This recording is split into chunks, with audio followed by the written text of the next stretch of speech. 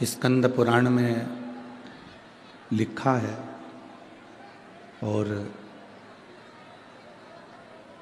काशी खंड में वर्णन किया गया है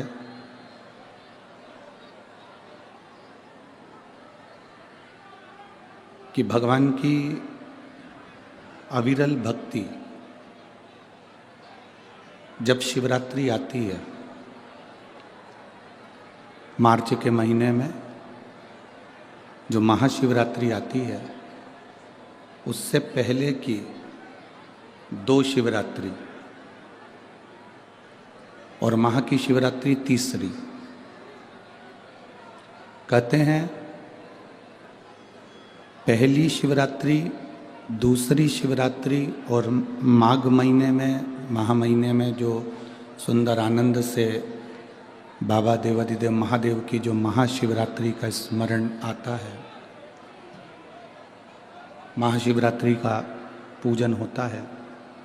तो पहली शिवरात्रि पर हम जितना दान करते हैं, पुण्य करते हैं, भजन करते हैं, कीर्तन करते हैं, सत्संग करते हैं या बाबा से अपने दिल की बात करते हैं, तो तीसरी शिवरात्रि जो महाशिवरात्रि आती है तब तक मेरा बाबा आपको करोड़ों में प्रदान कर देता है और भर देता है। ऐसा क्रम है।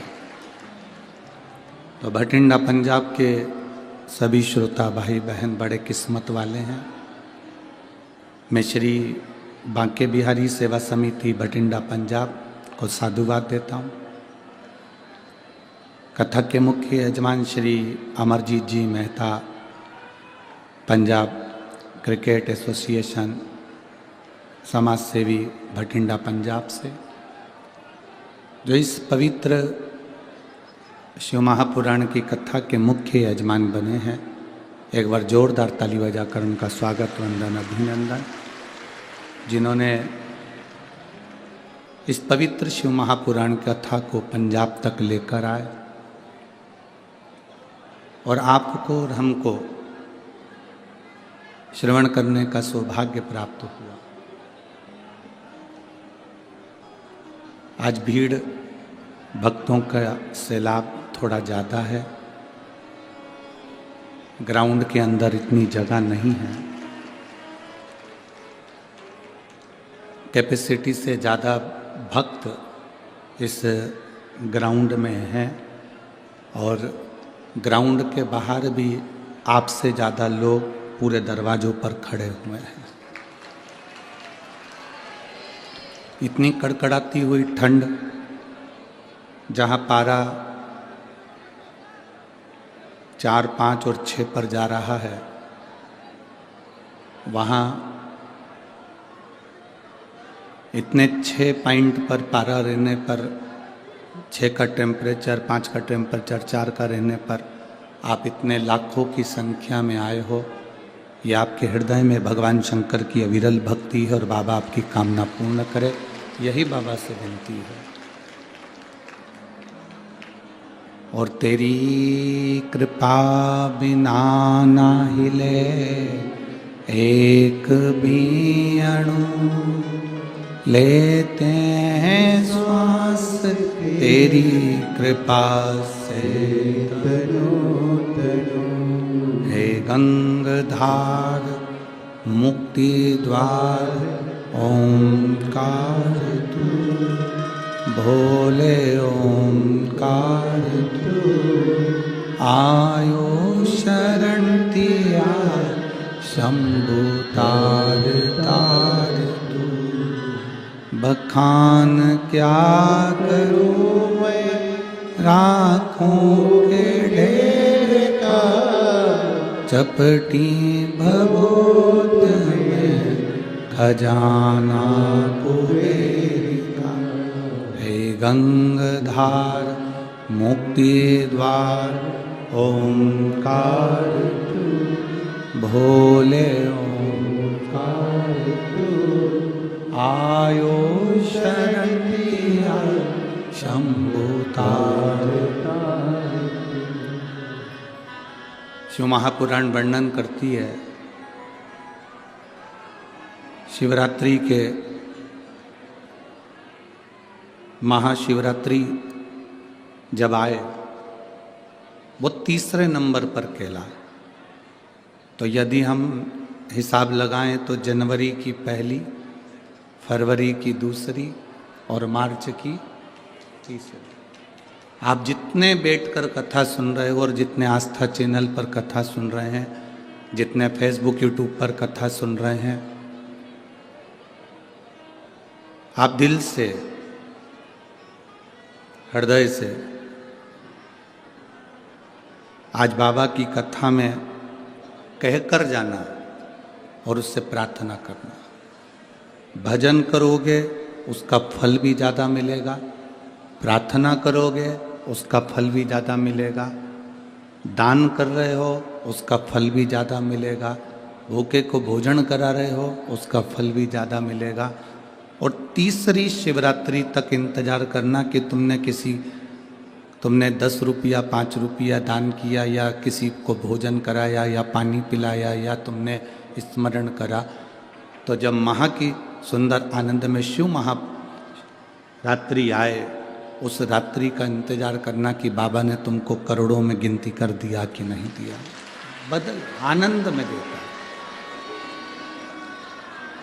खाली नहीं जाता यहाँ से। बाबा अगर आप कथा सुन रहे हैं, भक्ति कर रहे हैं, भजन कर रहे हैं तो खाली नहीं जाए।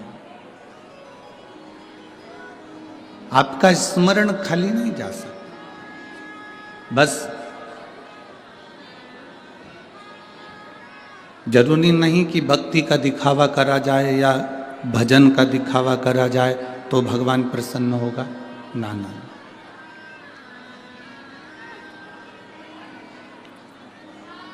भजन का, भक्ति का, दान का, पुण्य का, स्मरण का दिखावा नहीं होना चाहिए।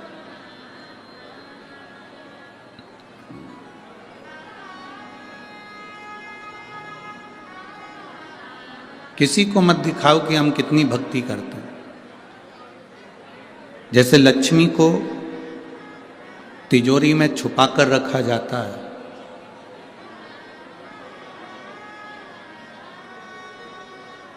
घर की बहू बेटी को पर्दे में रखा जाता है, उसी तरह भगवान शंकर की भक्ति अपने दिल में छुपा कर रखो, किसी के सामने प्रस्तुत मत करो कि तुमने अपनी भक्ति कितनी करी। एक राजा नगर में भ्रमण के लिए निकला और राजा जब घूमते घूमते भ्रमण के लिए निकला तो जंगल में पहुंचा। तो जंगल में उसने क्या देखा कि एक कुटिया बनी हुई है, कोई संत उसमें बैठे होंगे, कोई अच्छा सा आश्रम दिख रहा है।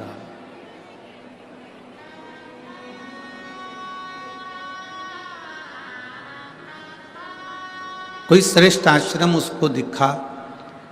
राजा उस आश्रम में गया। आश्रम में एक महात्मा जी बैठे हुए थे। राजा ने उनको प्रणाम करा, आशीर्वाद लिया, उनसे मिलना हुआ। जब तक किसी से मिलते नहीं हो ना तो हमारे दिल में गलत फहमियां आती रहती है। जब आप किसी से मिल लेते हो तो समझ में आता है कि व्यक्ति, बंदा कितना जोरदार है, व्यक्ति कितना अच्छा है। जब तक हम मिलते नहीं है ना तब तक हमारे मन में भ्रम रहता है कि ये बेकार है, ये अच्छा है, ये बेकार है, ये अच्छा है। उसकी बुराइयां हम निकालते रहते हैं। जब व्यक्ति से मिलन हो जाता है, उससे हम मिल लेते हैं, तब अनुभव होता है कि व्यक्ति कितना अच्छा, बंदा कितना अच्छा।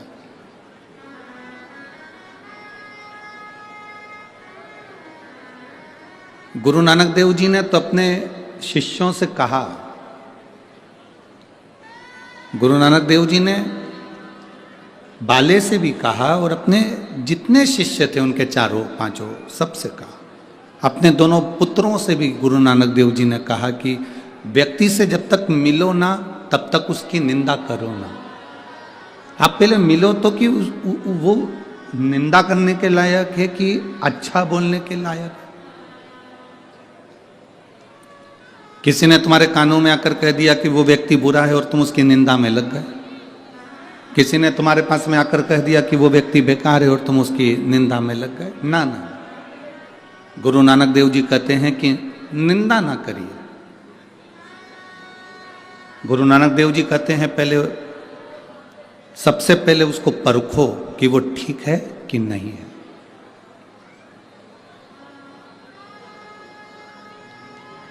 हम किसी को भी अपशब्द कह दें, हम किसी को भी वाणी कुछ भी कह दें, हम किसी को भी आड़ा टेढ़ा कह दें, ये श्रेष्ठता नहीं है।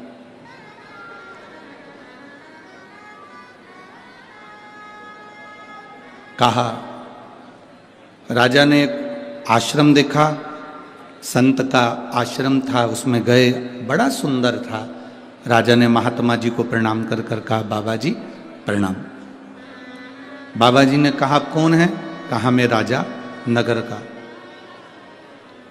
यहाँ वन में आया हूँ, आपका आश्रम देखा था, बड़ा सुंदर लगा तो आपसे मिलने के लिए आ गया। ठीक है, अब आप आ गए हैं मिलने के लिए, आश्रम देखो, दर्शन करो, प्रसाद पाओ, फिर जाओ। राजा ने जब महात्मा जी के घर का भोजन करा, दाल एकदम पानी की तरह, रोटी एकदम मोटी मोटी, ना उसमें नमक था ना उसमें मसाला था। और राजा ने उस भोजन को ग्रहण किया तो महात्मा जी से कहा, महाराज जी इतने सारे महात्मा यहाँ रहते हैं, संत यहाँ रहते हैं, और तुम भोजन ऐसा कराते हो, ऐसा भोजन करते हो, श्रेष्ठ नहीं है। अब मैं राजघराने से, राजकोष में से आपके लिए कुछ ना कुछ भेजूंगा, आप अच्छा बनाओ, अच्छा खिलाओ, अच्छे से रहो।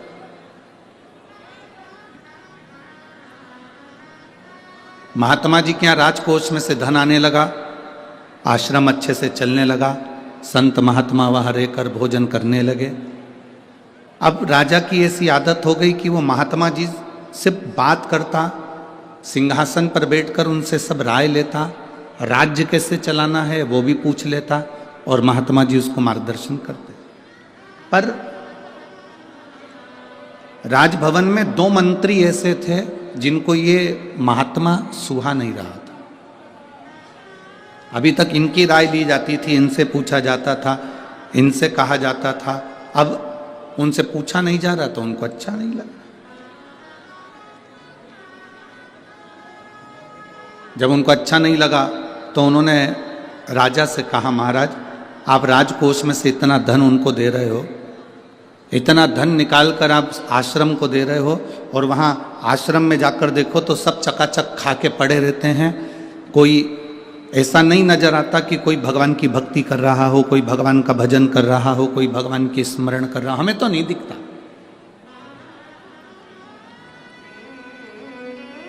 हमको ऐसा कोई नजर नहीं आ रहा। राजा के मन में धीरे धीरे धीरे धीरे दिया गया। जब थोड़ी थोड़ी निंदा किसी व्यक्ति की करी जाती है तो व्यक्ति के दिल में वो बात पक्की हो जाती कि हो सकता है व्यक्ति ऐसा ही हो। ना बहू बुरी होती है ना सास बुरी होती है। जो बेटी अपने माँ बाप का घर छोड़कर तुम्हारे घर में आ जाती है वो क्या बुरी हो सकती है? और जो सास अपने जेवर तुड़वाकर अपनी बहू को दे देती है, क्या वो सास बुरी हो सकती है? ना बहू बुरी है ना सास बुरी है। बस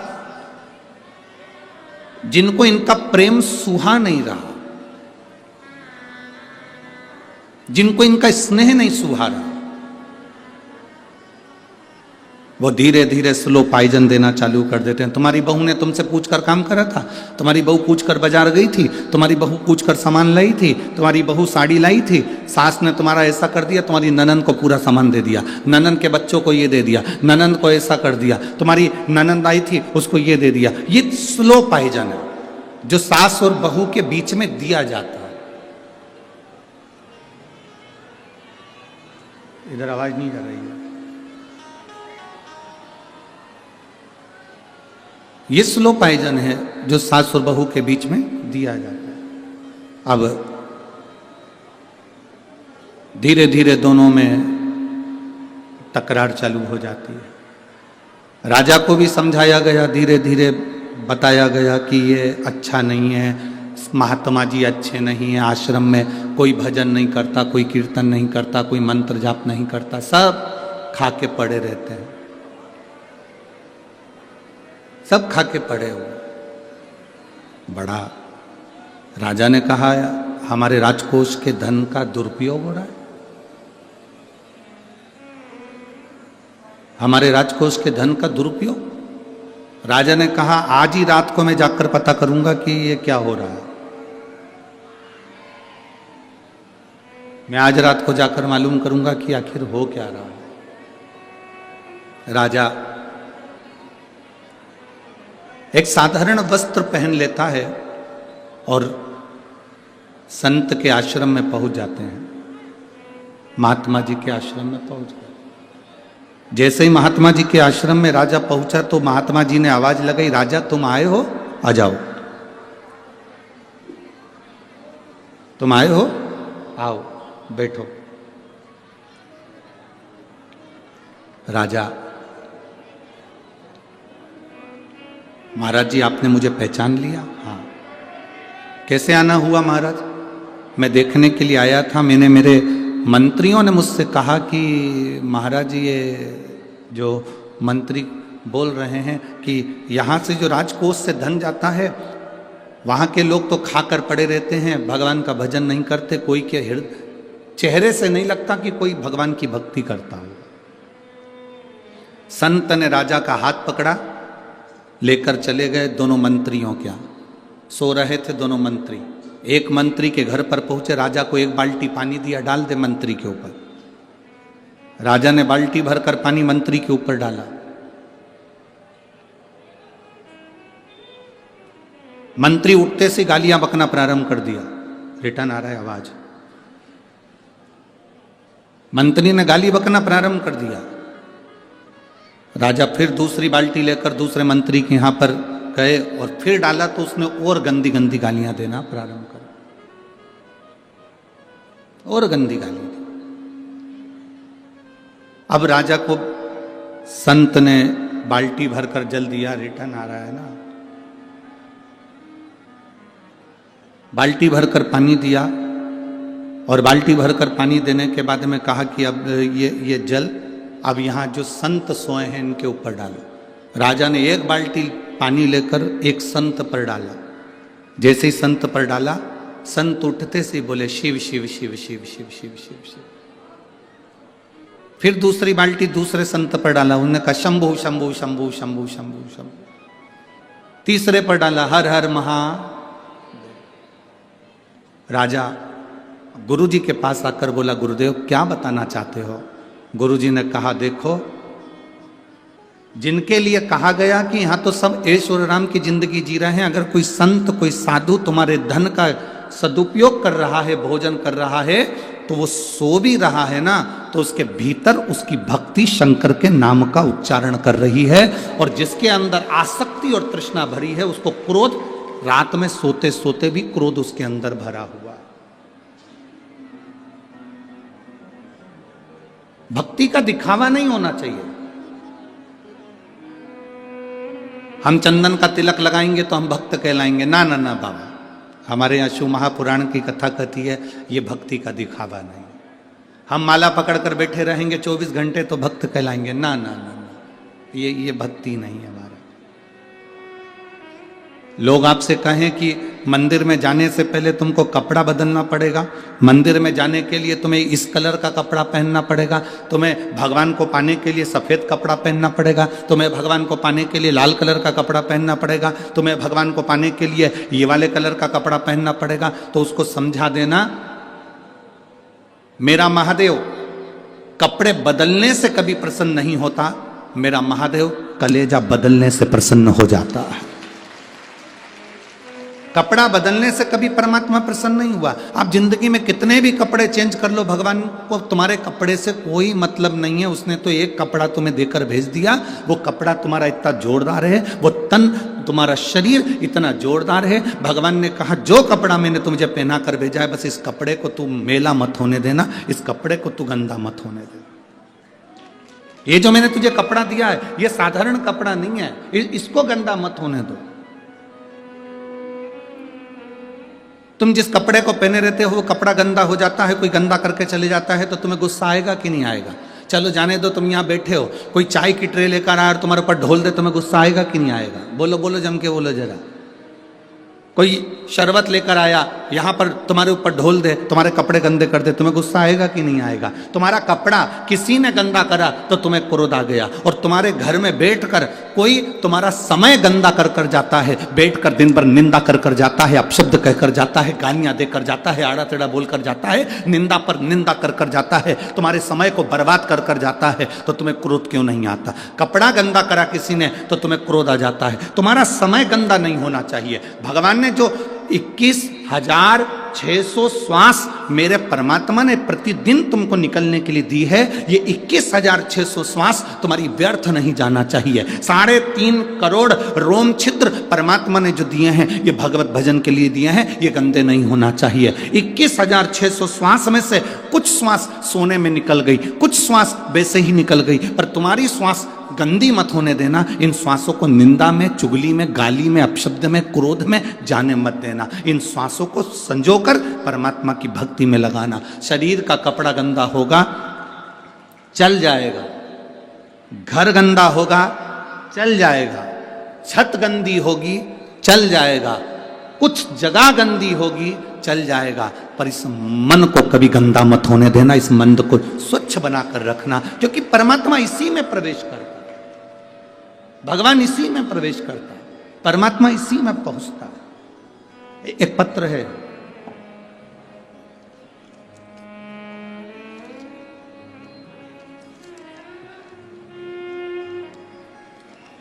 मेरा नाम अमित कुमार है, मैं अंबाला कैंट का निवासी हूं। कहीं बैठे हैं अमित जी तो हाथ हिला सकते हैं। आप वहीं हैं? आ जाइए, आओ, आ जाओ, आ जाओ।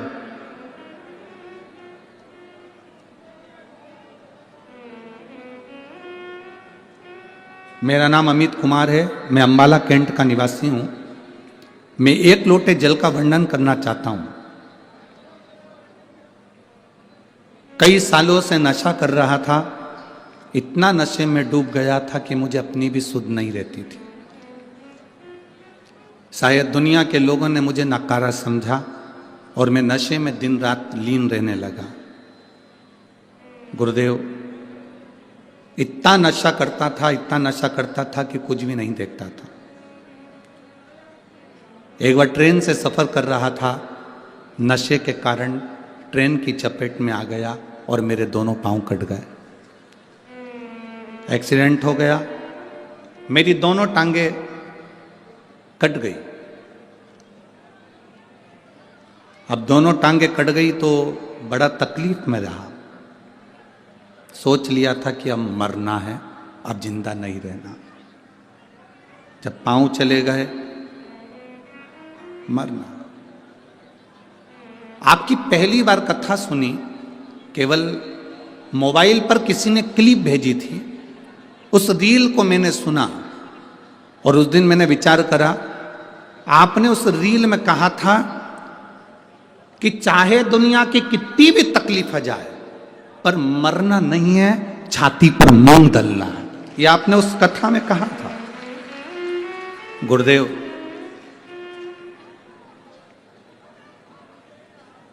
उस रील ने मेरे को बल दिया और मैंने पहली बार उसी दिन संकल्प कर लिया कि आज के बाद नशा नहीं करूंगा, और पूरा नशा छोड़ दिया।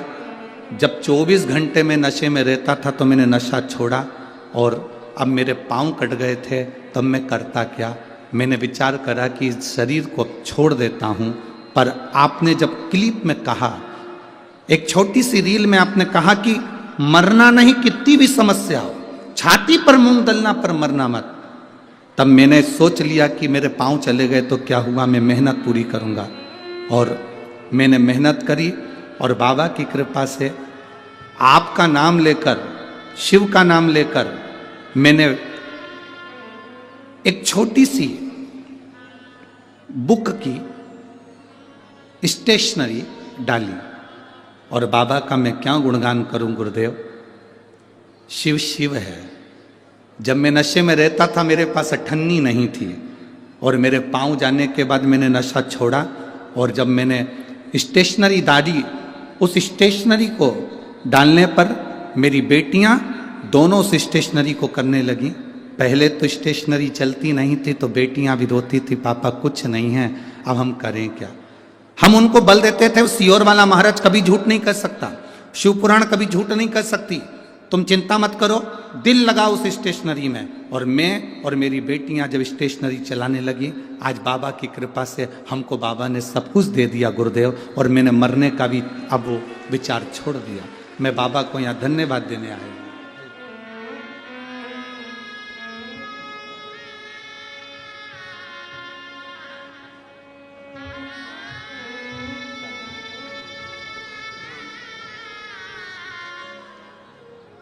ठीक हो? अब स्टेशन ठीक चल रही है, नशा पूरा छोड़ दिया? ठीक है बेटी, ठीक है चल रहा है, अब स्टेशन ठीक है, बाबा अच्छा करे।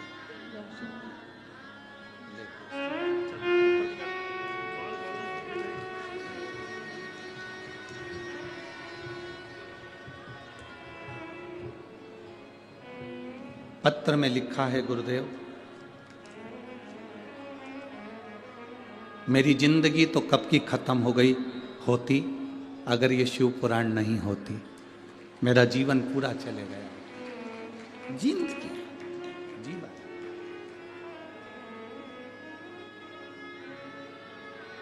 आप लंगर चलाएं ना चलाएं, आप भूखे को भोजन कराएं ना कराएं, आप प्यासे को पानी पिलाएं ना पिलाएं, आप मंदिर में जाकर 2 अगरबत्ती लगाएं ना लगाएं, आप मंदिर में जाकर दीप जलाएं ना जलाएं, पर इतना जरूर करना कि किसी के चेहरे पर प्रसन्नता आ जाए, उससे बढ़कर दुनिया की कोई रोशनी नहीं हो सकती। गुरु नानक देव जी ने अपने शिष्यों को बस यही बात सिखाई है कि सबके चेहरे पर प्रसन्नता हो, सब में रब नजर आने लगे, सब में सुंदरता दिखती रहे, सब खुश रहे। सर्वे भवन्तु सुखी सुखी ना।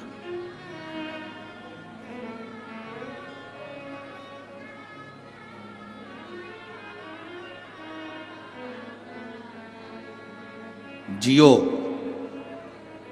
मैं पूरे भारत और विश्व के लोगों से कहूंगा, इस व्यक्ति से एक बल भी ले लो, पांव चले गए पर हिम्मत नहीं तोड़ी, शिव पुराण पर अटल रहा।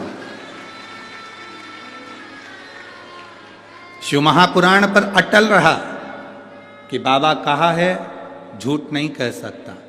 और फिर निवेदन करूंगा, शिव महापुराण की कथा, आज शिवरात्रि है, शिवरात्रि के दिन इतनी जरूर कहूंगा कि शिव महापुराण की कथा सीहोर वाला पंडित प्रदीप मिश्रा कभी नहीं बाँचता, शिव महापुराण की कथा तो वो बाबा आकर बाँचता है और आप सुनते हैं।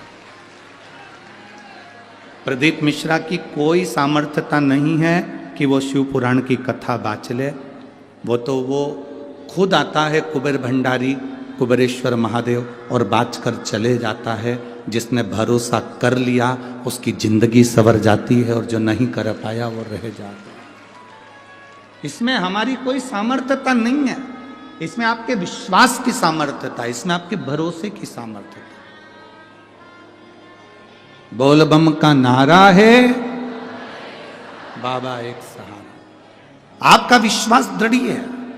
देखिए कथा कितने घंटे की है? 3 घंटे की।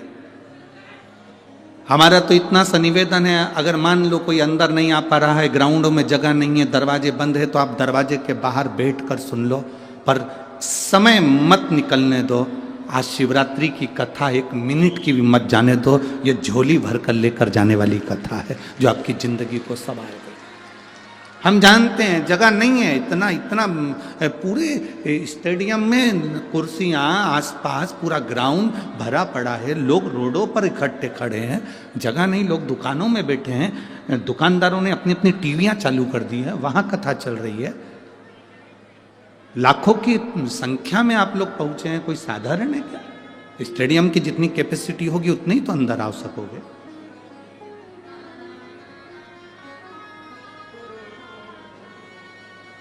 और कितनी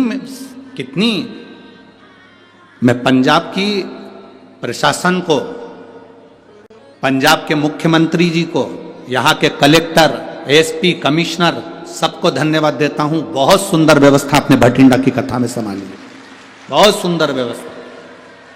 प्रशासन का एक एक बंदा दिल से सेवा कर रहा है। रोड पर खड़ा है तो भी सेवा कर रहा है, साइड में खड़ा है तो भी सेवा कर रहा है। एक एक बंदे ने बहुत दिल से सेवा करी। यहाँ की नगर निगम, नगर पालिका हो, नगर निगम हो, वहाँ के भी जो कमिश्नर आदि को, वहाँ के जो अध्यक्ष वगैरह हैं, उनको भी साधुवाद देता हूँ।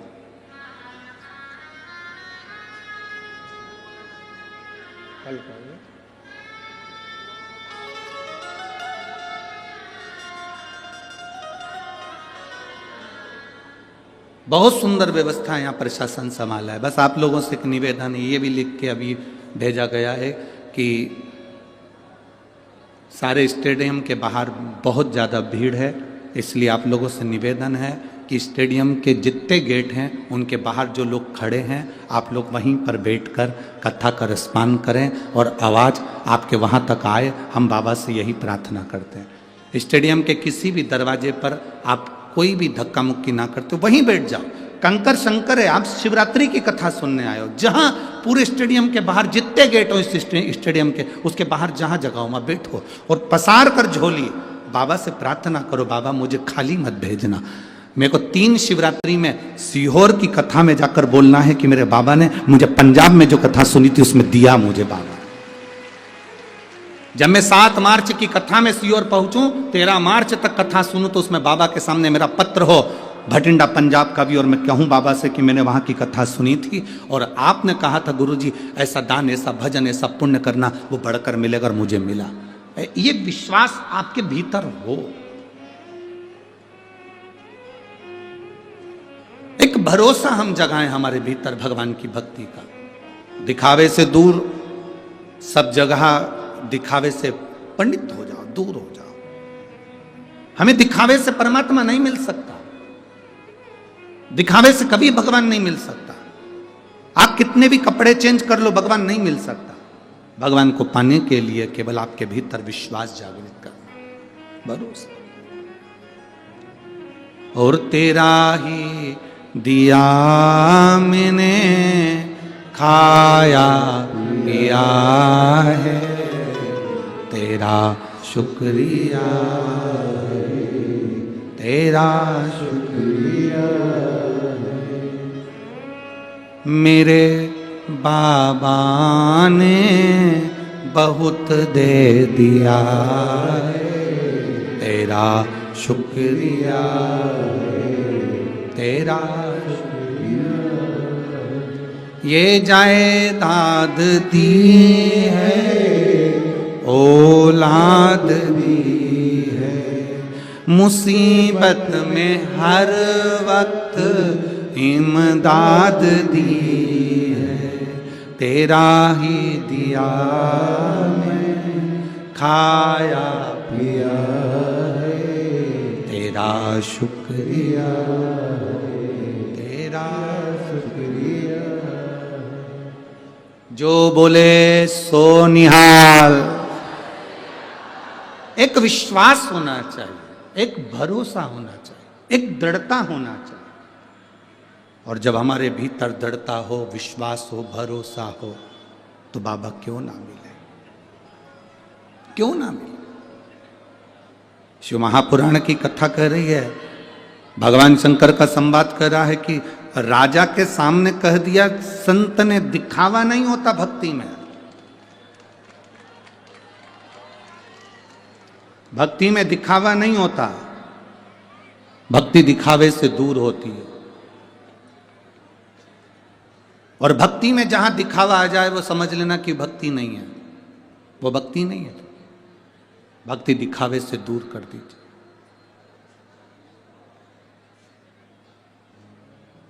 एक बार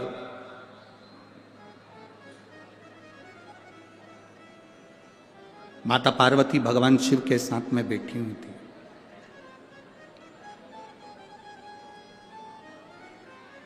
और माता पार्वती जब भगवान देव अधिदेव महादेव के साथ में विराजमान थी, थोड़ी देर बाद भगवान शंकर ने पार्वती जी से कहा, मैं भ्रमण कर कर आता हूं, तुम इस नंदन वन का दर्शन कर लो। तुम इस नंदनवन का दर्शन करो, मैं भ्रमण कर कर आता हूं। और नंदनवन किसको कहते हैं? हमने पहले भी कथा में कहा, नंदनवन काशी को कहते हैं।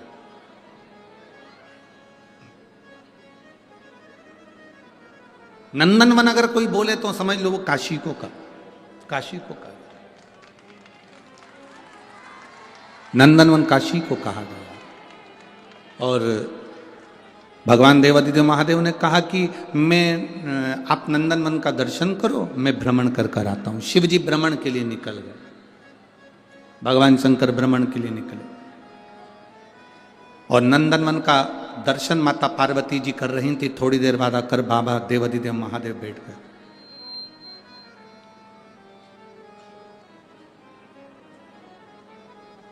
जैसे ही शिव जी बैठे, पार्वती जी पीछे से आकर उनके नेत्रों को बंद कर ली। जैसे ही नेत्रों को बंद करा, नेत्र का स्पर्श माता पार्वती जी के हस्त कमल से हुआ। आंख बंद करते से उनकी आंख से एक आंसू निकल गया। उस आंसू से एक बच्चे ने जन्म ले लिया जिसका नाम अंधकासुर। क्या नाम है उसका? अंधकासुर। उस बच्चे ने जो जन्म लिया उसका नाम अंधकासुर था। अब अंधक को गोदी में माता पार्वती जी ने लिया और पार्वती जी ने गोदी में लेकर भगवान शिव से कहा कि ये मेरा पुत्र है, आपके द्वारा प्रकट हुआ है, इसको मैं अपने पास रखूंगी। शिव जी ने मना कर दिया, नहीं पार्वती, ये मेरे नेत्र बंद करने के बाद प्रकटा। ये कथा हमको सीखने के लिए है। भूखे को भोजन कराना है, जीते जी करा दो। प्यासे को पानी पिलाना है, जीते जी करा दो। लंगर लगाना है, जीते जी लगा लो। हम उल्टे चलते हैं। मरने के बाद हम ब्राह्मण को घर में बुलाकर कहते हैं, सब लोग हम तुम्हें को भोजन करा दे, मेरे पूर्वजों को मिल जाएगा।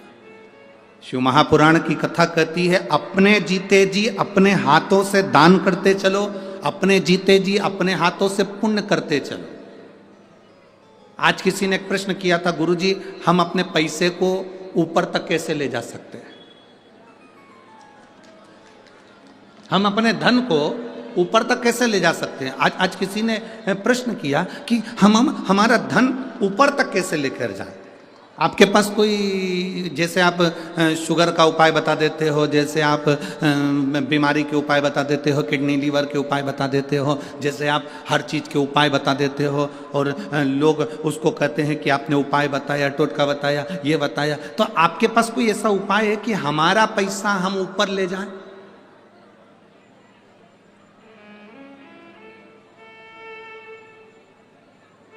अब प्रश्न करने वाले ने कोई गलत प्रश्न नहीं किया है। क्या आपने बताया कि बुखार में ऐसा कर लेना, फीवर आए तो ऐसा कर लेना। हमारे धन को हम ऊपर कैसे लेके जाएं, उसका कोई उपाय बताओ। तो हमारा निवेदन है, जिसने प्रश्न किया उसको हाथ जोड़कर निवेदन है कि पैसे को ऊपर ले जाना है तो पैसे का पुण्य बना। पैसे का अगर पुण्य बन गया तो पैसा तुम्हारे साथ नहीं जाएगा, पर पैसे का जो तुमने पुण्य बनाया है वो पुण्य तुम्हारे साथ चला जाएगा। अब पैसे का पुण्य कैसे बनेगा?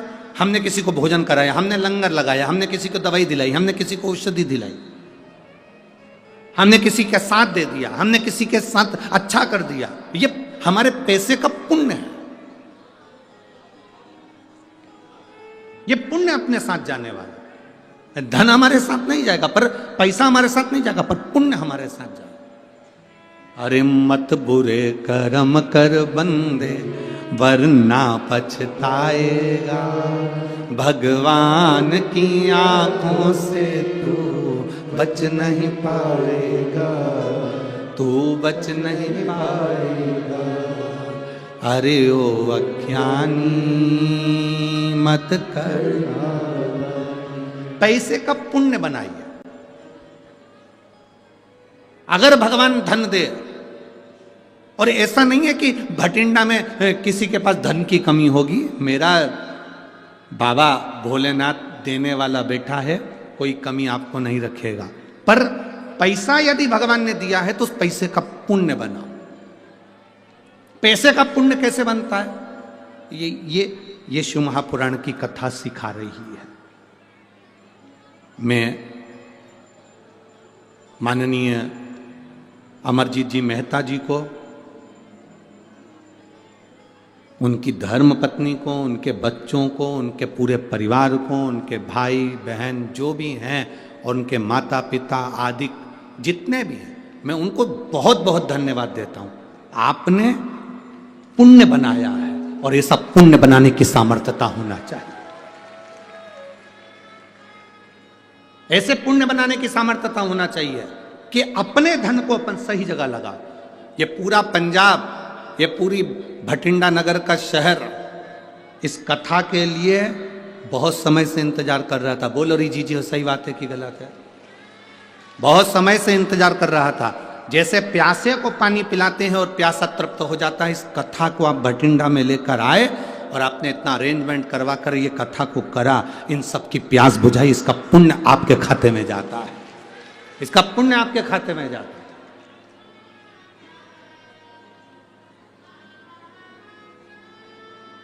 लाख आप अपने बच्चों का ब्याह करना, लाख आप अपनी बेटियों का ब्याह करना, अपने भाई का ब्याह करना, इसका ब्याह करना, उसका ब्याह करना, जो आनंद आपने जो 7 दिन की शिव पुराण में लिया होगा वो आनंद तो आपको विवाह में भी नहीं आएगा, क्योंकि ये भक्ति भगवान की है, ये अविरल भक्ति है, अविरल भक्ति।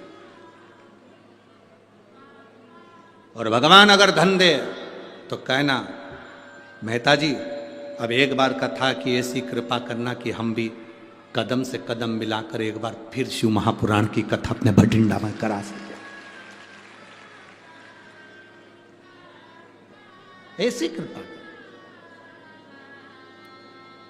और दया की ना होती जो आदत तुम्हारी, दया की ना होती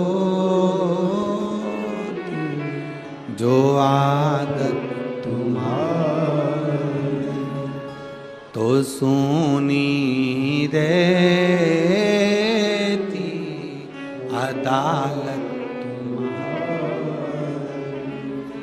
गरीबों के दिल में जो जगह तुम ना पाते, तो किस दिल में होती इबादत तुम्हारी। आपके मन में जो भाव हो उसको श्रेष्ठ बनाइए, श्रेष्ठ। जब श्रेष्ठ भाव प्रकट होगा तो शिव अपने आप प्रकट होगा, अपने आप। शिव को मिलने में देरी नहीं होगी। भाव की शुद्धता रखना, शिव में भाव की शुद्धता। शिव महापुराण की कथा कर रही है, भगवान शंकर का संवाद कर रहा। पार्वती जी ने जैसे ही हाथ रखा बालक उत्पन्न हुआ, उस बालक को उन्होंने लिया, उसका नाम अंधकासुर हुआ। शिव जी कह रहे हैं पार्वती इसको पुत्र मत मान।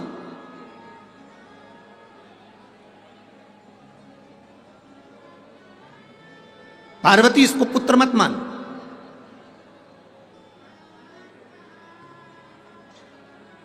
पार्वती इसको समुद्र में फेंक दे, फेंक इसको समुद्र में। पार्वती जी कहती नहीं नहीं नहीं, यह आपके द्वारा प्रकट हुआ है, मैं इसको फेंक नहीं सकती। शिव जी कह रहे हैं मेरे नेत्र बंद थे, उसके बाद प्रकट हुआ है। आपसे पूछेंगे एक बात, उत्तर जरूर देना।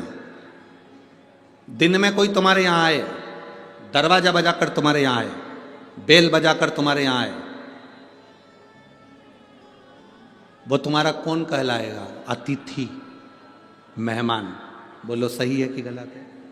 रात को तुम सो गए, दरवाजे बंद, खिड़की में से कोई आए, अतिथि कहलाएगा? चोट्टा, वो अतिथि नहीं कहला, वो चोर कहलाएगा। दिन में आता बेल बजा कर आता, दरवाजा बजा कर आता, हम उसको चाय भी पिलाते, भोजन भी कराते, अतिथि का आदर भी करते। अतिथि देवो भव। अब रात को आ रहा है, सब सो गए, खिड़की तोड़कर, दरवाजा तोड़कर पीछे से आ रहा है, तो वो अतिथि नहीं, वो चोर है। शिवजी कह रहे हैं मेरे नेत्र खुले होते और मैं इसको प्रकट करता तो मैं अपना पुत्र मानता, परंतु मेरे नेत्र बंद हो गए थे, तब ये प्रकट हुआ, इसलिए ये मेरा पुत्र नहीं है, ये असुर है। फेंक दे इसको समुद्र में, इसको समुद्र में फेंक।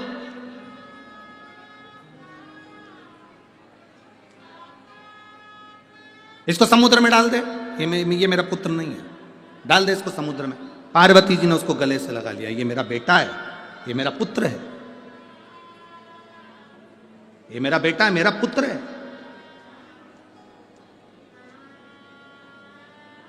और यदि ये मेरा बेटा है और मेरा पुत्र है, तो मैं इसको कैसे समुद्र में डाल सकती हूं? मैं नहीं डाल सकती।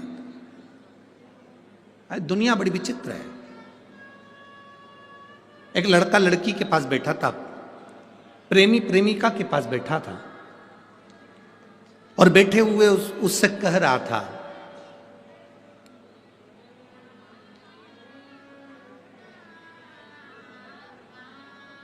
प्रेमी प्रेमिका से कह रहा था, तेरी आंखों में मुझे पूरी दुनिया नजर आती है, पूरी दुनिया नजर आ रही है, तेरी आंखों में मुझे पूरा जहान दिख रहा है, पूरा जहान। एक पास में व्यक्ति बैठकर रो रहा था। वो व्यक्ति इसके पास आकर बोला, भैया, ए भैया, बोलो, आपको आपकी इस प्रेमिका की आंखों में पूरी दुनिया नजर आ रही है, 2 दिन से मेरी भैंस खो गई है, तुम ढूंढ दो उसका एड्रेस बता। एक कहना, एक बात अपने सामने प्रकट कर देना एक अलग प्रसंग हो जाता है। कि किसी ने कह दिया, एक लड़की लड़के से बोली कि तुम चिंता मत करो, एक बार अपनी शादी हो जाए, पूरे घर को स्वर्ग बना दूंगी। अब लड़का समझ भी नहीं पा रहा कि वो कह रही है एक बार शादी हो जाए, पूरे घर को स्वर्ग बना दूंगी। जब घर स्वर्ग बन जाएगा तो रहने वाले सब, जम के तो बोलो जरा, स्वर्ग वासी।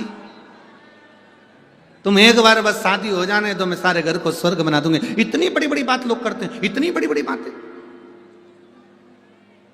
तुम बोलोगे जैसा, मैं पूरे घर को स्वर्ग बना दूंगी। जो कह रही है ना घर को स्वर्ग बना दूंगी, 25 मेहमान घर में आ जाओ, कह दो कि खिचड़ी बना दे तो नहीं बना, छोला भटूरा बना दे तो नहीं बना, और घर स्वर्ग बनाने चले। तो इतनी बड़ी बड़ी बात क्यों कहना? शिव महापुराण के अंतर्गत संत, साधु, सन्यासी, तपस्वी, साधक, उपासक, एक असली गुरु, एक साधक, एक उपासक, एक संत कभी बड़ी बात नहीं कहता। शिव महापुराण कभी बड़ी बात नहीं कहती कि शिव पुराण ने यह करा। शिव पुराण तो ये कहती है जिसने बाबा पर भरोसा करा उसका कार्य। एक पत्र है, देखिए,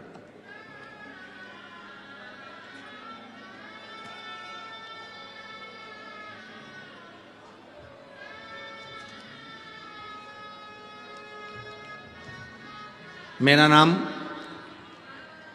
रिया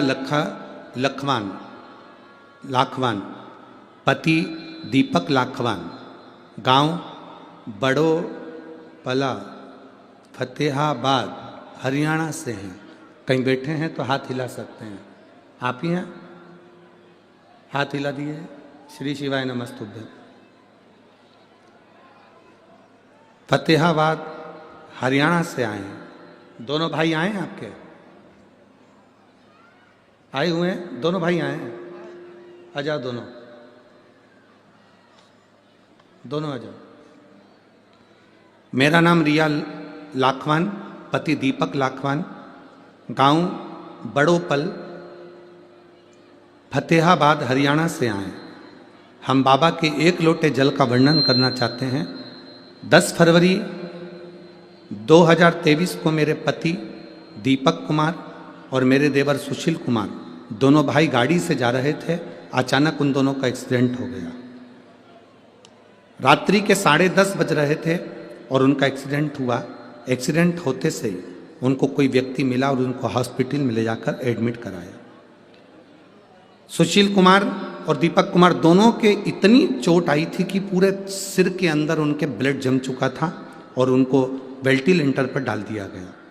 वेंटिलेटर पर डालने के बाद में 72 घंटा दिया गया। 72 घंटे में इनको होश नहीं आया। होश नहीं आया, डॉक्टरों के हिसाब से इनको जवाब दे दिया गया कि अब ये शरीर काम का नहीं है। जब वेंटिलेटर से उठाएंगे ये शरीर किसी काम का नहीं रहेगा। 72 घंटे भी निकल गए, सारा समय निकलता गया।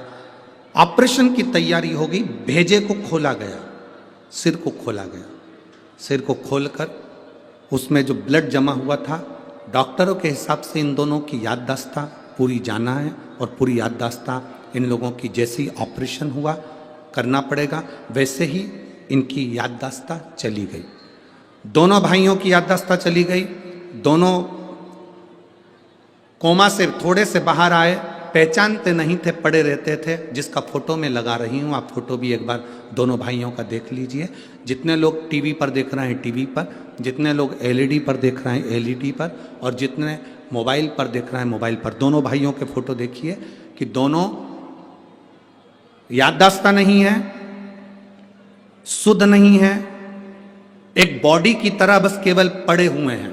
आप लोग अगर देखेंगे तो दोनों के फोटो में आपको दिखेगा कि दोनों पड़े हुए हैं और दोनों पड़े हैं, किसी काम के नहीं। इधर की आवाज क्यों नहीं करते बाबा? तो उधर थोड़ा सा खोल के रखो। दोनों भाइयों का अगर आप फोटो देखेंगे तो आप टीवी के माध्यम से देखेंगे, दोनों किसी काम के नहीं। आखिरी में गुरुदेव, किसी ने कहा कि इनका शरीर तो काम नहीं कर रहा, याददाश्त भी चली गई, शरीर किसी काम का नहीं बचा है, होश जरूर है पर शरीर काम का नहीं है। एक बार सीहोर जाते हैं, वहाँ से कंकर शंकर की पूजन करके रुद्राक्ष लेकर आते हैं और वो प्रयोग कर कर देखते हैं। हम सीहोर गए, रुद्राक्ष लाए, तांबे के कलश में गलाते, शिव जी को चढ़ा देते, उस पानी को इनको पीने को देते, थोड़ा थोड़ा इनके चेहरे पर लगा देते, थोड़ा थोड़ा इनके शरीर पर लगा देते। मैं बाबा का क्या गुणगान करूं गुरुदेव। आज बाबा की कृपा से दोनों उठ बैठे हैं और दोनों का शरीर काम कर रहा है और दोनों की याददाश्त वापिस आई है। हम बाबा को नमन करने के लिए आए हैं। बस एक ही प्रार्थना है, इस व्यासपीठ की बेलपत्र का बड़ा महत्व सुना है, इसलिए निवेदन है एक बेलपत्र मेरे भाइयों को जरूर दें। ये बाबा की विनती। शिव तत्व आ रहे हैं, शंभु त्रिकालदर्शी है शंकर, कैलाशी है शिव।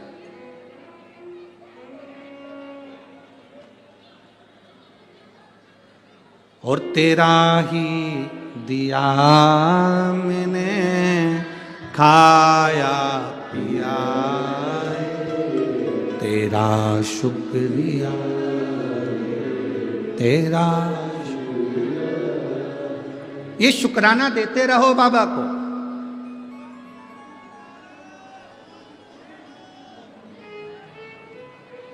आवाज नहीं जा रही है उधर।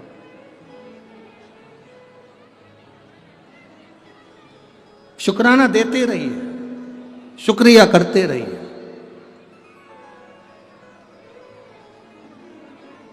जब आप शुक्राना करेंगे, शुक्रिया करेंगे तो कृपा भी करेगा महाराज, कृपा भी करेगा। शिव तत्व कह रहा, एक विश्वास, एक भरोसा, एक दृढ़ता, ये हमारे जीवन को सार्थक बनाती है। एक विश्वास, भरोसा, दृढ़ता हमारे जीवन को सार्थक बनाती है। अब घर के 2 बेटे हैं और वो घर के दोनों बेटे दोनों व्हील चेयर पर आ जाए, शुद्ध भी नहीं, याददाश्त भी नहीं, शरीर काम भी ना करे, केवल पड़े हैं, केवल पड़े।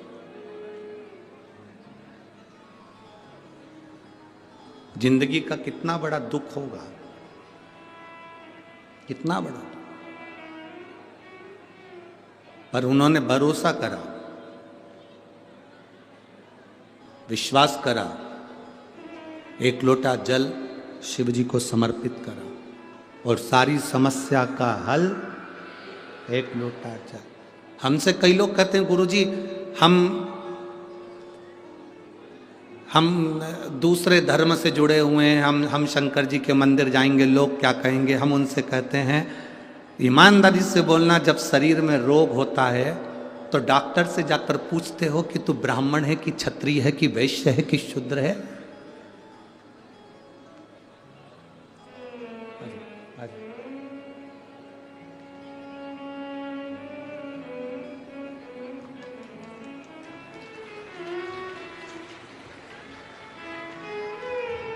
ठीक है बाबू, आराम है शरीर के।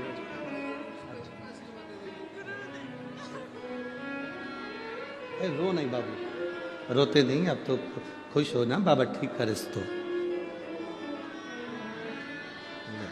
रोना नहीं, अब तो बाबा सब अच्छा करा है तो ये भी अच्छा करा। खुश हो, शंभु, आंसू पोंछ कर जाओ बाबा के, है ना, बड़े खुश होकर जाना चाहिए। ये शिव ने अच्छा कर दिया, इससे बढ़कर क्या चाहिए। चाहिए शंभु, बेलपत्र दिया है ना, उनको देना है ना, दोनों को, ठीक है। शंभु,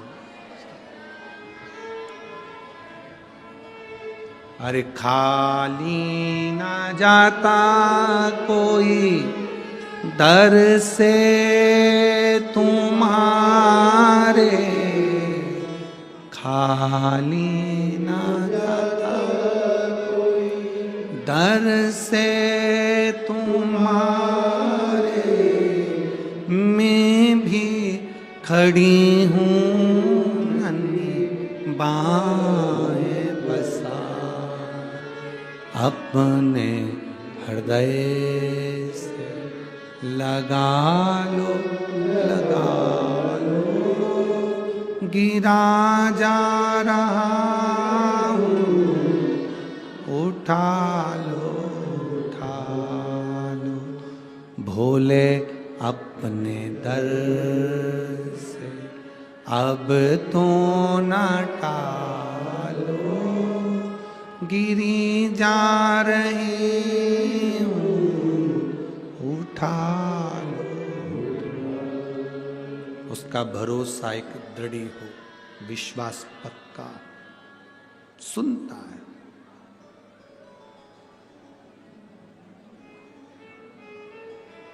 शंकर की कथा कह रही है, ये मेरे नेत्र बंद करने के बाद प्रकट हुआ, फेंक दे समुद्र के अंदर ना। बाबा आपका पुत्र है, पुत्र, हम पुत्र की स्वीकृति करते हैं पर हमारे सामने प्रकट हुआ होता। नेत्र बंद करने के बाद प्रकटा है ना, यह श्रेष्ठता नहीं है।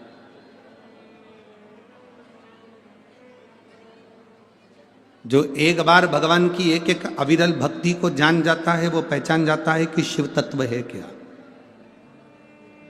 आज ये पूरा स्टेडियम भरा पड़ा है, स्टेडियम के बाहर भी जितने लोग अंदर हैं उससे ज्यादा स्टेडियम के बाहर भी खड़े हुए हैं, बैठे हुए हैं।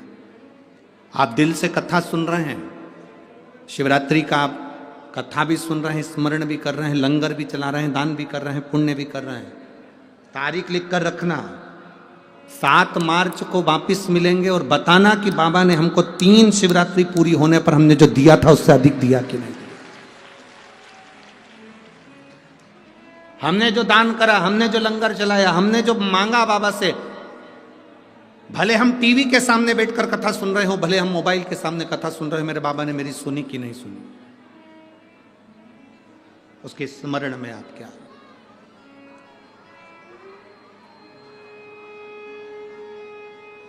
महाराज, बालक प्रकट हुआ, नेत्र बंद करने के बाद समुद्र में फेंक दिया गया, समुद्र में डाल दिया गया। और समुद्र में जब उस बालक को फेंका गया तो नीचे जब हिरण्याक्ष ने उस बालक को झेल लिया और उस बालक को पाल पोस के बड़ा करा, हिरण्याक्ष के प्राण छिड़ गए, वराह भगवान प्रकट हो गए, हिरण्याक्ष को मार दिया। हिरण्याक्ष के जाने के बाद अंधकासुर बड़ा हो गया। अंधकासुर जब बड़ा हुआ तो उसने वर मांगा, उसने वर मांगा। और अंधकासुर ने वर मांगा ब्रह्मा जी से, ब्रह्मदेव मुझे वर दीजिए। ब्रह्मा जी ने कहा क्या वर चाहिए? मैं कभी मरूं ना। ब्रह्मा जी ने कहा यह कभी नहीं हो सकता कि जिंदगी में कोई अमर पैदा हुआ, मरना तो पड़ेगा। केवल एक शिव, इस मृत्यु लोक का देव अधिदेव, केवल एक महादेव ऐसा है जो न जन्मा है न मरता है। वो तो एक बिंदु के रूप में, और बिंदु सर्वस्व है, सर्वस्व है बिंदु, सर्वस्व।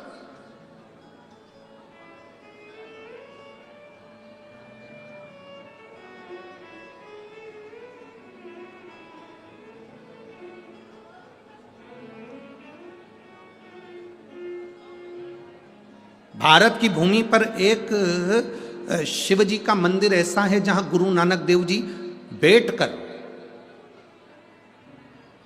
गुरु नानक देव जी जहां बैठकर नामदेव जी महाराज को शंकर की विभूतियों का वर्णन कर रहे हैं।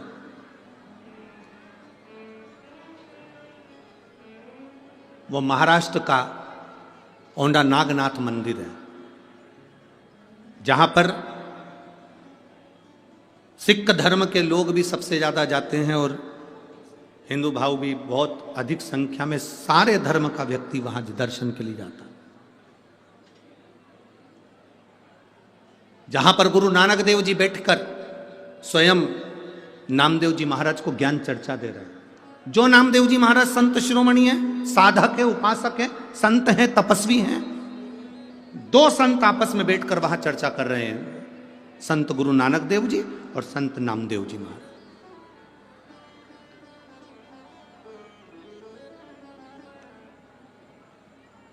जब नामदेव जी महाराज को मंदिर में कीर्तन करने पर उठाकर बाहर, उनको उठाकर बाहर कर दिया गया, उनको उठाकर बाहर कर दिया गया।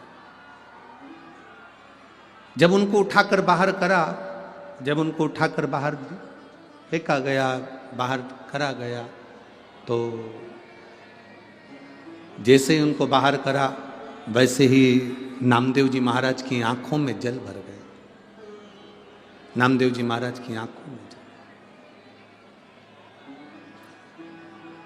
और नामदेव जी महाराज की आंखों में जैसे जल आया, नामदेव जी महाराज की आंखों में जैसे जल पहुंचा, हमको लगता है आज शिवरात्रि की कथा है और आप लोगों से फिर निवेदन है, बहुत शांति से सुनो, आपके कारण किसी दूसरे को तकलीफ ना हो। बड़ी आस लेकर बहुत दूर दूर से लोग आए हैं, इसलिए दरवाजे के बाहर भी बैठकर आप कथा सुन सकते हो। अगर आपके कानों में आवाज़ जा रही हो तो बड़े प्रेम से आप लोग कथा सुनिए। ये मौका फिर नहीं मिलेगा। सियोर वाला महाराज तो कल कथा कर कर यहाँ से चला जाएगा, पर आपकी झोली खाली ना रह जाए, बस ये आस लेकर बैठा हूँ कि वो भर जाए। जिस आस से आप लोग आए हैं, अगर दरवाज़ों पर भीड़ है, दरवाज़ा नहीं खुल रहा है क्योंकि भीड़ बहुत ज़्यादा है, लोग खड़े हुए हैं, जगह नहीं है, तो आप लोग बाहर ही दरवाजे के वहीं बैठकर कथा सुनो, वहीं बैठ जाओ, जहाँ जगह मिल रही है वहीं बैठो और कथा का रसतत्व ग्रहण करो। शंभू हर हर बोल बम का नारा है, सारी समस्या का हल। दिल से सुनो बाबू, बहुत बहुत भाव से सुनिए आप। शिव कथा है, उसका लाभ लीजिए। शिव महापुराण की कथा कर रही, भगवान शंकर का संवाद कर रहा। जब नामदेव जी महाराज को मंदिर से बाहर छोड़ दिया गया, जब नामदेव जी महाराज को मंदिर से बाहर कर दिया गया, बात गुरु नानक देव जी ने पूछा नामदेव जी से, नामदेव क्या हो गया? बहुत बहुत सुंदर रोचक कथा है, जरा स्मरण करेंगे तो आपके हृदय तक ये कथा पहुंचेगी, आपके दिल तक। नामदेव क्या हुआ? नामदेव जी कहते हैं मैं मंदिर में नृत्य कर रहा था, शंकर भगवान को रिझा रहा था। मंदिर के लोगों ने, मंदिर के पुजारियों ने मेरे को उठाकर बाहर पटक दिया, मंदिर के पीछे। बल देखिए क्या होता है, एक सच्चे सदगुरु का साथ क्या होता है। गुरु नानक देव जी बोले, नामदेव, लोगों ने तुझे मंदिर के पीछे लाकर पटक दिया और तू रोने लगा। एक सच्चे सदगुरु का साथ क्या होता है वो देखिए। नामदेव, मंदिर के पीछे किसी ने तुझे फेंक दिया और तू रोने लगा। आप और हम में से कई लोग ऐसे हैं, कोई मंदिर जाने से रोकता है तो दिल दुखता है, कोई जल चढ़ाने से रोकता है तो दिल दुखता है, कोई पूजन करने से रोकता है तो दिल दुखता है। यहां पर इस कथा के मंडप में एक माता ऐसी बैठी हुई है जिसके लड़के की तबीयत खराब हो गई थी, बहुत ज्यादा तबीयत खराब हो गई थी, और वो विदेश में थी।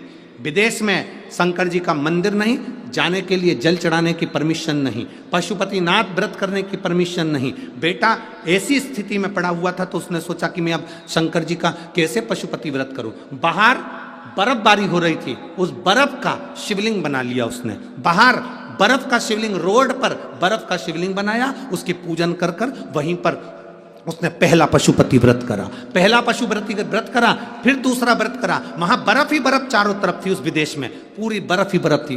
उसके देश का नाम उसने लिखा, बर्फ ही बर्फ। और उसने फिर दूसरा पशुपति व्रत भी उसी शिवलिंग का निर्माण कर दिया, बर्फ का। तीसरा पशुपति व्रत भी वही शिवलिंग का निर्माण, बर्फ का शिवलिंग बनाकर पूजन कर ली। और 5 व्रत करे। तीसरा व्रत जब उसका पूर्ण हुआ तो उसका बेटा आईसीयू से बाहर आ गया और अच्छा होकर बैठा। वो मां यहां बैठी होगी जिसने पत्र लिखा, बर्फ का शिवलिंग का निर्माण कर दिया, मंदिर नहीं जाने दिया तो बर्फ का शिवलिंग,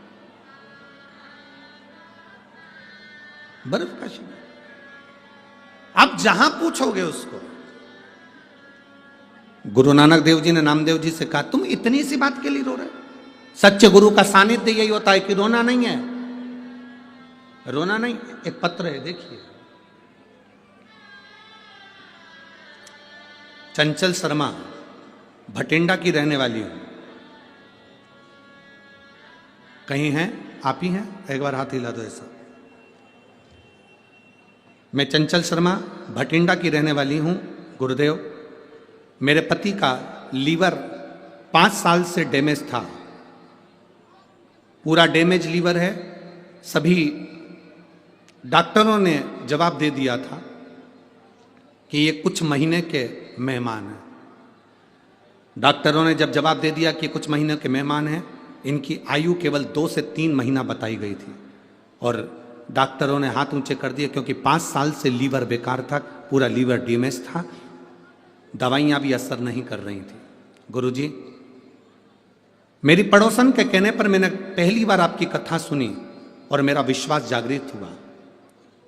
आप कहते हो कि सीहोर का रुद्राक्ष केवल रुद्राक्ष है, मैं कहता हूं सीहोर की कुबेरेश्वर धाम की भूमि भी शंकर की भूमि से कम नहीं, कैलाश पर्वत से कम नहीं है। मैं बाबा को वहां विनती कर आई, गई, एक रुद्राक्ष लेकर आई और बाबा को मैं वो रुद्राक्ष पानी में गलाकर शिव जी को चढ़ाने लगी। बाबा, मैं बाबा का क्या वर्णन करूं। आज मैं कथा के पंडाल में बैठकर सौभाग्यवती होकर मैं बाबा को धन्यवाद देती हूँ। जहाँ डॉक्टरों ने 2 से 3 महीने दिए थे, आज मेरे बाबा ने लाज रख ली और उनका पूरा लीवर काम करना प्रारंभ कर दिया। मैं बाबा को यहाँ धन्यवाद देने के लिए आई हूँ। आप ठीक हैं बाबू? एक बार हाथ हिला दो। श्री शिवाय नमस्तुभ्यम। बैठिए। मैं भटिंडा की रहने वाली चंचल शर्मा, भटिंडा से। शिव तत्व है, वो घटी है। भजन कभी कम ना करिए। तो उन्होंने एक लाइन लिखी है, आप हमारे भटिंडा में आए, यह हम सबका सौभाग्य है, यह हम सबका आनंद है। ये हम नहीं आए, ये तो कुबेरेश्वर महादेव मेरा, भोलेनाथ मेरा, काशी विश्वनाथ मेरा, शंभू मेरा, त्रिकालदर्शी, कैलाशी, अविनाशी यहाँ पहुँचा और उसने कृपा करी। और मैं तो कहूँगा माननीय अमरजीत जी मेहता जी को धन्यवाद दूंगा और पूरी प्रशासन को, पूरे बांके बिहारी सेवा समिति को धन्यवाद दूंगा जिन्होंने इस पवित्र कथा का लाभ आप और हमको दिया है। संपूर्ण संपूर्ण अब जवाबदारी आपकी और हमारी है कि हम कितना ग्रहण कर रहे हैं। अब जवाबदारी आपकी और हमारी, हम कितना ले रहे हैं इसको, शिव पुराण को, ये हमारे ऊपर। वो सीओर वाला महाराज कहता है शंकर जी पे भरोसा करो तो टूटता नहीं है। तो एक बार मैं भी जल चढ़ा कर देखती हूं। जल चढ़ाना प्रारंभ करा, इतने सालों से एग्जाम दिया था, नहीं हुआ। अब की बार बाबा का एग्जाम दिया और बाबा की कृपा से मेरी सरकारी नौकरी लगी। मैं बाबा को यहां धन्यवाद देने के लिए। शिव तत्व है, योग घड़ी शंभु है क्या? अच्छा, हाथ हिला दो दीदी एक बार। हाँ, कैमरे वालों को आप दिख गए हो? हाँ दिख गए? हाँ ठीक है। हाँ एक बार हाथ हिला दो। ठीक है ठीक है, दिख गए, बैठ जाओ। श्री शिवाय नमस्तु। ज्योतिषी कह दिए सरकारी नौकरी नहीं लगेगी, पर दुनिया का सबसे बड़ा ज्योतिषी एक है जिसने समय बनाया, नक्षत्र बनाए, घड़ी बनाई, काल बनाया, उसी को लोगों ने महाकाल कहा। अकाल मृत्यु वो मरे जो काम करे चंडाल का, और काल उसका क्या बिगाड़े जो भक्त हो महाकाल का। जो शिव का उपासक है उसे क्या सोचना, क्या विचार करना।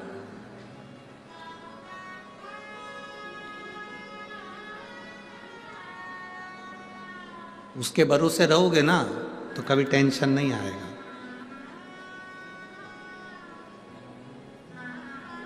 उसके भरोसे चलोगे तो जीवन में सुख का अनुभव करोगे। अनुभव, हाँ भटकोगे तो कोई भरोसा नहीं, कोई भरोसा नहीं। हिम्मत मत छोड़ो। वृक्ष देखना, पेड़, पेड़ को देखो, वृक्ष को देखो। एक मौसम आता है वृक्ष की पूरी पत्तियां गिर जाती है, बोलो सही है कि गलत है? एक मौसम आता है वृक्ष पर बहुत सारे फूल लगते हैं, बाद में वो फूल टूट जाते हैं, बोलो बोलो, बोलते जाओ, सही है? एक समय ऐसा आता है कि पूरा वृक्ष एकदम वीराना हो जाता है, वीराना। पर जो उसकी जड़ होती है ना, पत्ती कितनी भी गिर जाए, फूल कितना भी गिर जाए, जड़ अफसोस नहीं करती। उसको मालूम है अगर मैं हिम्मत करूंगी तो वापिस पत्ती आएगी और वापिस फूल आएगा। पत्ती भी वापिस आएगी और फूल भी वापिस आएगा। हिम्मत मत हारो। वृक्ष, जड़ हिम्मत नहीं हारती, वो दबी रहती है, पानी लेती रहती है, आखिरी में उस पत्ती को वापिस आना पड़ता है और फूल को भी आना पड़ता है और फल को भी आना पड़ता है। उसकी हिम्मत उसने नहीं। कोई ने कह दिया तुम्हारी नौकरी नहीं लगेगी, कोई ने कह दिया तुम्हारी बीमारी ठीक नहीं होगी, कोई ने कह दिया तेरा लीवर कभी बेकार हो गया, ठीक नहीं होगा। इसमें लिखा उस बहन ने 5 साल लीवर बेकार हो, डॉक्टर ने कह दिया 2 से 3 महीने की जिंदगी, बस 3 महीना बहुत हो गया। तो क्या हम मान लेंगे कि हमें मरना है? हम मान ले कि हम मर गए ना। इतनी जल्दी हिम्मत नहीं हारना। इतनी जल्दी अगर हिम्मत हार गए तो काहे की जिंदगी फिर आपकी। भटिंडा पंजाब की कथा से एक सीख लेकर जाना। भले मैं छोटा काम करूं, बड़ा काम करूं, पर मैं मेहनत करूंगा। दुनिया हंसेगी ना, हंसने दो। कुबेरेश्वर बाबा का नाम लेकर, कुबेर भंडारी का नाम लेकर इतनी मेहनत करूंगा कि एक दिन मैं भी अपना पत्र लिखकर व्यासपीठ पर भेजूंगा कि मेरा भी व्यापार मेरे बाबा ने संभाल लिया। कर्जा हो गया, कई लोग कहते हैं मेरा बहुत कर्जा हो गया, मैं मर जाऊं तो अच्छा। काय को मरना? तुम मर जाओगे तो कर्जा खत्म हो जाएगा।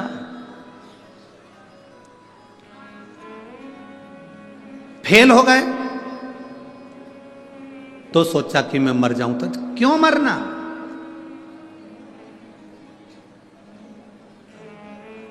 आज सीए का रिजल्ट आया है। आज सीए का रिजल्ट आया है।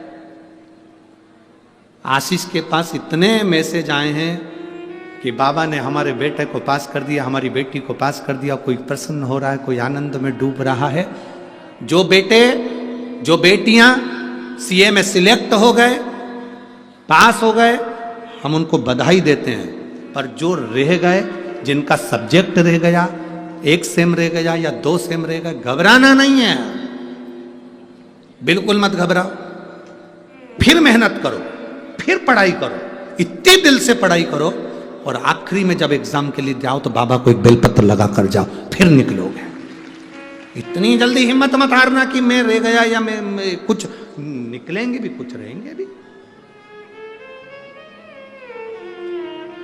पेड़ वृक्ष की जड़ अगर सोच ले कि मेरे ऊपर फूल नहीं है, मेरे ऊपर पत्ती नहीं है, अब तो मैं रेहूं नहीं तो अच्छा सूख जाऊं तो अच्छा, नहीं, उसका बल देखिए, वापिस पत्ती लेकर आ जाती है, वापिस फूल लेकर आ जाती है, पानी को रखती है। जड़ डोलती नहीं है, विश्वास मजबूत रखती है। दुख आएगा, ऐसा संसार में कोई नहीं जन्मा जिसको दुख नहीं आएगा। भगवान राम जी की जिंदगी में दुख आया, बोलो आया कि नहीं आया? भगवान राम जी की जिंदगी में दुख आया। भगवान कृष्ण के जीवन में दुख आया, जन्म कहीं हुआ, पढ़े कहीं, राज कहीं का था, भागना पड़ा युद्ध का मैदान छोड़कर। दुख नहीं तो और क्या है? ऐसी कौन है जिसकी जिंदगी में दुख नहीं आया?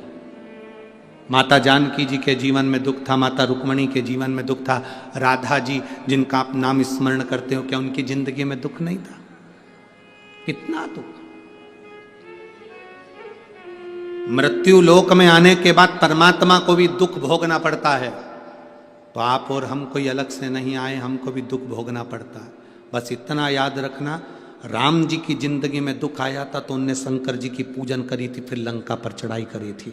भगवान कृष्ण के जीवन में दुख आया था तो उन्होंने नागेश्वर की स्थापना कर कर भगवान शंकर की पूजन करी, तब उनके घर में संतान की प्राप्ति हुई। सीता जी के जीवन में दुख आया तो उन्होंने शंकर जी की पूजन करी। राधा जी के जीवन में आया तो उन्होंने शिव जी का पूजन करा।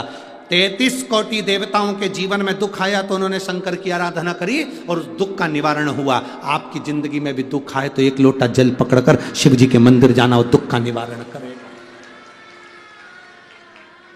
बोल बम का नारा है सारी समस्या का हल, वो जीवन में दुख का निवारण करेगा। अंधकासुर ने मांगा कि मेरे प्राण ना जाएं, अंधकासुर ने मांगा कि मेरे प्राण ना जाएं, ब्रह्मा जी ने कहा मरना तो पड़ेगा, मृत्यु निश्चित है, मौत आएगी, मरना तो पड़ेगा। बादाम खाओगे तो भी मरोगे, नहीं खाओगे तो भी मरोगे, गुलाब जामुन खाओगे तो भी मरोगे, नहीं खाओगे तो भी मरोगे, पार्लर जाओगे तो भी मरोगे, नहीं जाओगे तो भी मरोगे, कथा सुनोगे तो भी मरोगे, नहीं सुनोगे तो भी मरोगे। तो किसी ने कहा फिर काहे को सुने? जब तुम ही तो कह रहे हो कथा सुनोगे तो भी मरोगे, नहीं सुनोगे तो भी मरोगे, फिर कथा क्यों सुने? उसका एक कारण, बिल्ली अपने मुंह से चूहे को पकड़ती है तो जिंदा छोड़ देती है, बोलो तो जम के नहीं। बिल्ली अपने मुंह से अपने बच्चे को पकड़कर साथ घर लेकर जाती है तो क्या उसको मार डालती है? नहीं, जिंदा रखती है। उसी तरह मौत तो आएगी, कथा सुनोगे तब भी और नहीं सुनोगे तब भी। बस अंतर इतना है, कथा नहीं सुनोगे तो चूहे जैसे मसले जाओगे, और अगर कथा सुन ली तो बिल्ली के बच्चे जैसे बच जाओगे। मौत तो आएगी, मृत्यु निश्चित है। काल आएगा, बिल्ली पकड़ेगी, काल पकड़ेगा, चूहे को भी पकड़ेगा और अपने बच्चे को भी पकड़ेगा, पर कष्ट नहीं आएगा। जीवन में ऐसा चलता रहता, ये जीवन है, होगा। हम दूसरे के सुख को देखकर सुखी हों और दूसरे के दुख को देखकर दुखी हों तो समझना कि हमारा मानव जीवन श्रेष्ठ है। एक बुढ़िया दरवाजे पर बैठी थी, सामने से कपास की गाड़ी निकली, रुई, रुई बोलते हो कपास बोलते हो, क्या बोलते हो? रुई, कपास की गाड़ी निकली। बुढ़िया ने सोचा इतना सारा कपास, इतनी सारी रुई कितनी महंगी बिकेगी, कितना पैसा आएगा? तो पैसा आएगा तो उसका बंगला बन जाएगा, गाड़ी आ जाएगी। बुढ़िया दरवाजे पे बैठी बैठी चक्कर खा के नीचे गिर गई। उसके घर के लोग बाहर आए, मां क्या हो गया? मां उठो मां।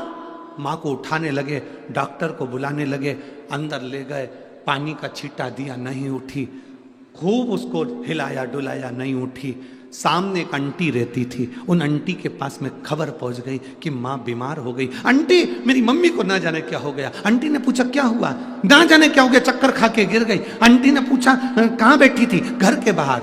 घर के बाहर से कुछ निकला था? हाँ, कपास की गाड़ी निकली थी। अच्छा तू जा, अभी तेरी माँ उठती है। आंटी दौड़ती दौड़ती आई और आकर बात, जीजी उठ, जिस कपास की गाड़ी को तू देख रही थी उसमें आग लग गई। जीजी उठ के बैठ गई,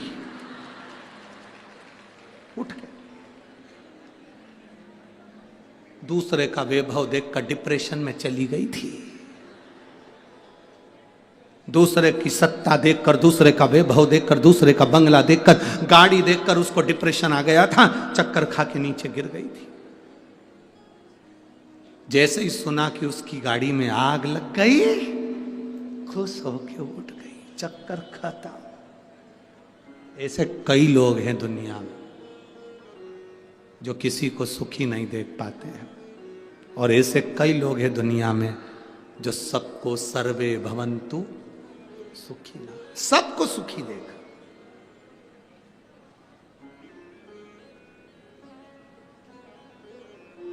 अरे लुटा दिया भंडार काशी वाले ने, कर दिया माला। जो सबके लिए सोचते हैं। शिव महापुराण किसी एक व्यक्ति के लिए नहीं है, शिव महापुराण सबके लिए।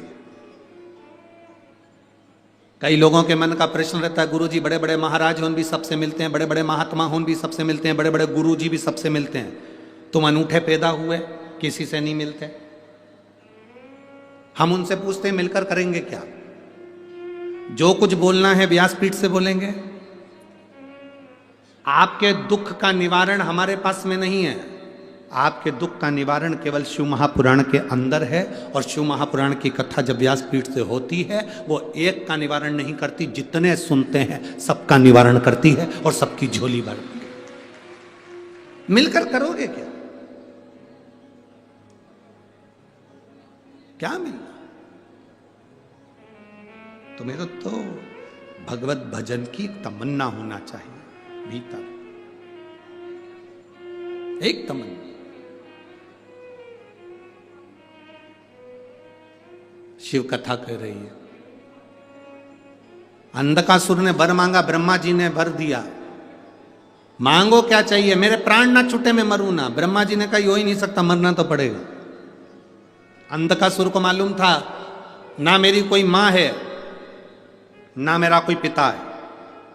अंधकासुर ने वर मांगा, जिस दिन मैं अपनी मां को गलत दृष्टि से देखूं उस दिन मेरे प्राण छूट जाए, उस दिन मेरी मौत आए, जिस दिन मैं अपनी माता को गलत दृष्टि से। क्योंकि इसको मालूम था, हिरण्याक्ष ने इसको कहा था तुम्हारी कोई मां नहीं है, तुम्हारा जन्म माता के गर्भ से नहीं हुआ है, तुम्हारी कोई मां नहीं है। इसने कहा जिस दिन मैं अपनी माता को गलत दृष्टि से देखूं उस दिन मेरे प्राण छूट जाए। ब्रह्मा जी ने तथास्तु कह दिया। जैसे ही वर देना, राक्षसों में यही तो अक्ल नहीं है कि उन्होंने तथास्तु कहा, तभी समझ लेना था कि मतलब मेरी मां जरूर है, नहीं तो ये वर ही नहीं मिलता। ये वर क्यों मिलता? मतलब मां है तभी तो वर दिया है, पर बुद्धि कहां से लाओगे? ये गुस्सा जो होता है ना, गुस्सा, क्रोध, इसमें बहुत अकल होती है। जितनी अकल किसी में नहीं होती उतनी अकल क्रोध में होती है।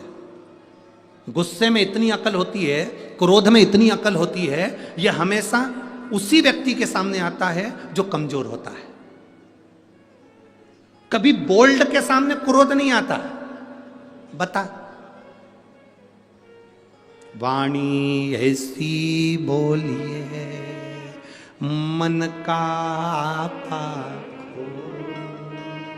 पर आज के जमाने में वाणी ऐसी बोलिए जो जम के झगड़ा होए, पर उससे मत बोलिए जो तुमसे तगड़ा।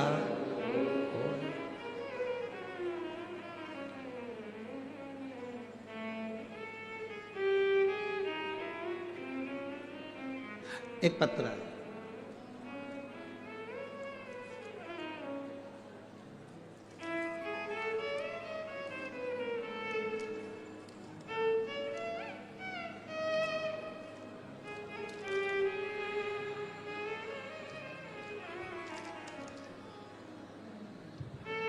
अनुराधा शर्मा, विनीत कुमार, चंडीगढ़ से इनके बच्चे ने पत्र लिखा। मैं 6 साल की बेटी हूं। गुरुजी अच्छे से सुनो, बोलो।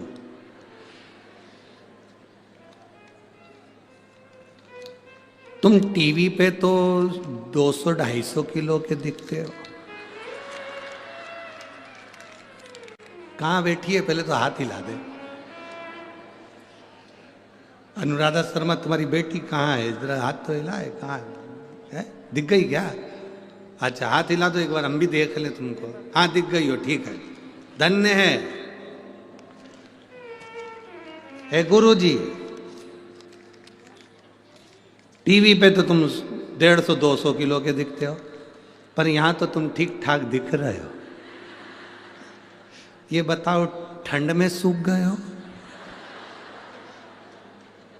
हे भगवान, अरे जजमान के घर में तो ठंडी ना लगती है रे दादा। ना जाने कौन सा सिस्टम करके रखा है कि वो ठंड को मेंटेन कर रखता है। भगवान की कृपा है। यहाँ भटिंडा में आए तो भगवान की कृपा है। और हमने तो सोचा था भटिंडा के लोग खूब गरम गरम जलेबी और मक्का की रोटी और सरसों का साग, तो यहाँ भले अपन 85 के आए, घर जाते जाते तो 100 हो ही जाएंगे। है? तुम यहाँ ठीक ठाक दिख रहे हो। ठंड में सूख गए का? नहीं, बिल्कुल जैसे हैं वैसे ही है। तुमने चश्मे से देखा होगा, थोड़ा दूर का लगाया होगा, अब पास का लगाया होगा। बैठो बेटा, श्री शिवाय नमस्तुभ्यम। बैठिए, आनंद हो। शिव शिव है, ओघड़ी ओघड़ी है, शंभु शंभु है। उसकी भक्ति का कोई तोड़ नहीं है। ब्रह्मा जी ने अगर वर दिया है कि तुम जिस दिन माता को गलत दृष्टि से देखोगे उस दिन प्राण छूटेगा, उस दिन समझ लेना था कि मतलब मेरी मृत्यु निश्चित है, मेरी मौत आएगी। अपने मूल तत्व को समझो कि अपनी मूलता कितनी है। कैंची को ज्यादा सम्मान मिलता है कि सुई को ज्यादा सम्मान मिलता है? जम के बोलिए जल्दी से, किसको सम्मान ज्यादा मिलता है? सुई को।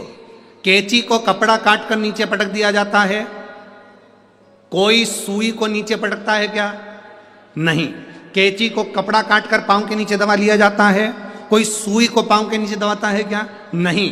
कैंची को कपड़ा काट कर साइड में रख दिया जाता है, कोई सुई को साइड में रखता है क्या? नहीं। सुई को जब भी रखेंगे तो कोई कपड़े में फंसा कर रखेंगे, इस टोपी में फंसा कर रखेंगे, या किसी कागज में फंसा कर रखेंगे, या किसी कपड़े में उसको संभाल कर रखेंगे, या डब्बी में उसको संभाल कर रखेंगे। कैंची को तो कहीं पे भी टांग दो, यहाँ पटक दो, वहां पटक दो, टांग दो, टंगी रहेगी, पड़ी रहेगी। कैंची कितनी भी सुंदर हो पर वो नीचे ही पड़ी रहती है। सुई छोटी सी, उसकी कोई कीमत नहीं है। 1 रुपए की 2 आ जाएगी, कैंची 1 रुपए में 2 नहीं आएगी, पर सुई की कीमत है।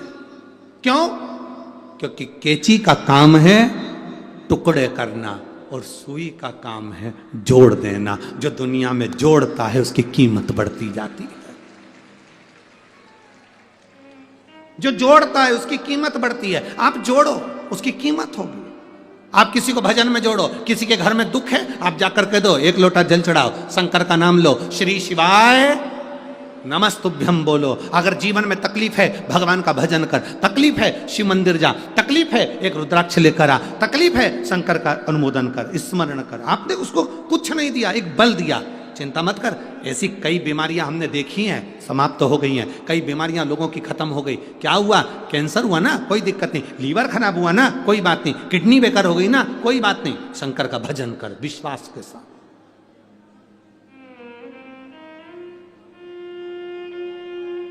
एक हमारे सीहोर में अनिल जी सांडिल्य रहते हैं, बग्गी खाने में।